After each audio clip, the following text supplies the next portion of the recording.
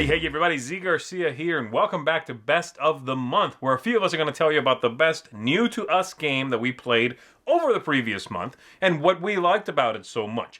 So I'm going to kick things off myself. The month of July was a little slow for me as far as new, really exciting games that I discovered, but I did find one new solitaire game that I thought was very charming, very well done. That is Arkham Noir. Arkham Noir feels in many ways like one of my favorite games, Onirim. And it is, again, a solitaire game in which you are trying to just get the cards laid out correctly. You are trying to have all of these things, all of these spinning plates line up for you so that you can make a score and hopefully win the whole thing. It's got a lot more going on than that original game, and it's much more thematic as well. It's got a Cthulhu theme wrapped around it, and if you dig deep enough, you will find that it is very engaging and has kind of a pseudo-mystical vibe going on to it. The illustration certainly helped with that, with that feeling. And I find the game to be a little hard to understand, sort of a little hard to manipulate, but overall a fun experience. Really enjoyed it as a one-player game, and it does feel pretty unique overall. So, my pick of the month, Arkham Noir. Hi everyone, my best game of the month has to go to Agricola, All Creatures Big and Small. And this is the big box edition that's just been released. Now, before I say anything, I'm going to say this is the first time I've jumped into the Agricola series. So, I'm coming at it from kind of a new aspect, but I really enjoyed the way you start off with a very small farm, with a very simple cottage. You're going to be able to build up your farm over only a short amount of time.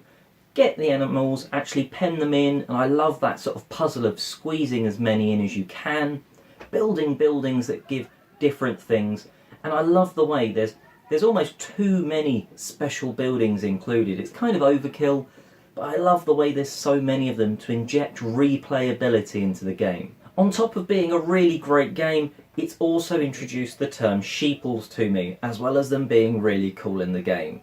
So it kind of has to be the easy pick. Anyway, that's Agricola, All Creatures Big and Small, and I'm Oliver East, signing out. For the month of July, I'm going to pick Paper Tales, and this is a game coming out from, or it's already out from Stronghold Games. When I played it, it had not been released yet, and the reason I went with Paper Tales over some of the other games that I played, and I'm talking, first time plays this month included things like Metro X, Blue Lagoon. I played Welcome 2 for the first time, which is a fantastic game, but I went with Paper Tales because I love card drafting.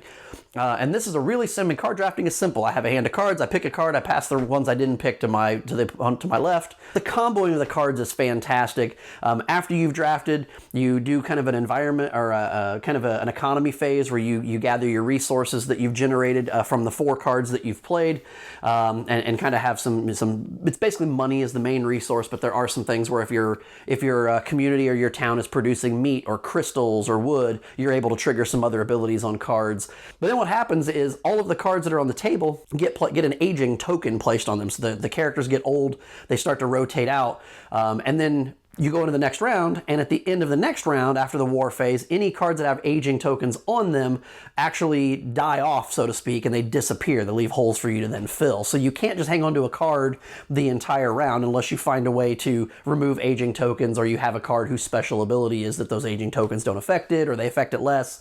So there's all kinds of really cool ways to combo. So I would definitely highly recommend checking out Paper Tales from Stronghold Games. The art, the presentation is fantastic. The gameplay is fantastic. Card drafting, it's done in 4 rounds, so even at a full player count, we got done in about an hour. So it was a great game, and may have been a little less than an hour. So definitely, again, Paper Tales, Stronghold Games, check it out. And until next time, keep gaming, friends. My game of the month is Halloween from Quidditch Games. This game is beautiful. I love the idea of having ghosts fighting each other. So in this game, you're a overlord or a demon lord, and you summon a bunch of ghosts to fight against both from other lords. It's kind of you have your own board, and the way you take actions is very unique. You have 3 different places to take actions. You can rest to collect some of your action tokens back, and I think it's a very, very interesting way they did the way you select action. I think the game plays really well.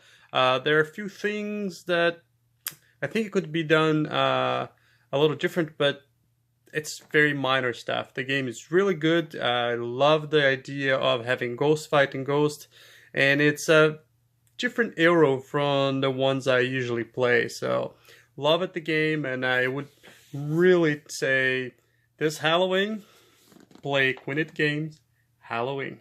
Howdy folks, I'm Hunter. I'm Rebecca. From the Family Showdown, and our game of the month is a unanimous pick, Lords of Hellas. Yes, think science fiction meets classical Greek mythology, and boom, you've got an awesome game. In this, you are building up these magnificent Greek god statues, and you get special certain powers from building these for your gods. And what I like about Lords of Hellas is there's many different paths of victory. There's not just one way to win. There's 4 ways to win. I won't tell you. You're going to have to play yourself. Our game of the month, Lords of Hellas. Hi, I'm Ambi from Board Game Blitz, and my best of the month was Decrypto, which is a team word game where each team gets 4 words and then a clue card here. And the whole team knows the words, but the clue giver knows this clue card and is trying to give 1 word clue for each number, 2, 4, 3 here, and the team has to guess the 2, 4, 3. But as the game goes on and you're giving more numbered clues, if the other team guesses this number, then they get a point. So you're trying to give clues that relate to the word so your team can guess it, but also don't relate to the previous clues given about the word. So it's pretty interesting coming up with clues, and I've had a lot of fun playing Decrypto. All right, for me, game of the month was hard. There are so many good games. I had it narrowed down to 3 that are all, I ranked them in 9 unbelievable games, and I even wanted to give it to an expansion, Scythe Rise of Fenris, because that expansion is amazing. But I think we should leave it as a game. So I'm going to have to say The Reckoners. Okay, this game is amazing. It's a cooperative game with a just out of this world production based on an IP that I love, an IP that comes through in the game, and a fun, really, really hard cooperative game. Just amazing. I like it a lot. My game of the month, The Reckoners. Hello, and my pick for the month of July is Revenants, designed by Justin DeWitt, Matthew O'Malley, and Ben Rossett, and published by Fireside Games. This has one of my favorite themes, is post-apocalyptic. You're going to build up your compound, scavenge for resources, and defend yourself against raiders who are going to attack every other turn. The game only lasts 6 rounds. What I also like about this game is that everybody's going to be rolling dice at the same time to try to gather resources from the center of the board, which always makes for frantic fun. Well, my pick for the month of July, Remnants. Check it out. Hey everyone, I'm Chris, and my best of the month is a new to me game that I wasn't expecting to like nearly as much as I did, and that's called Twilight Imperium. A giant, epic, long space opera of a game, but you know what? It was actually very good. I wasn't sure if it was my style, so I got to play it because a friend of mine really wanted to show it to a new group of friends, and he taught it very well. It wasn't as hard to learn as I thought, and it was very rewarding and so cool throughout. So if you're intimidated, maybe you should check it out at least once, right? It'll be alright. So that's Twilight Imperium, my best of the month.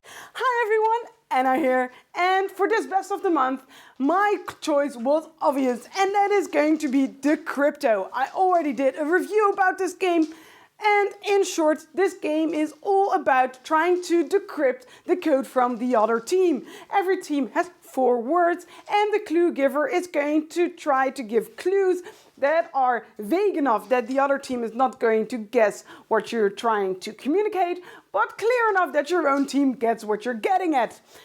I really love this game, and therefore it is going to be my choice for best of the month of July.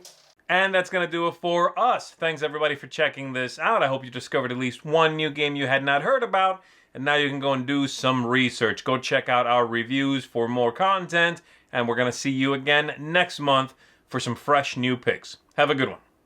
Thanks so much for watching the Dice Tower videos. Find more great videos and reviews, as well as our top-rated audio podcast at Dicetower.com.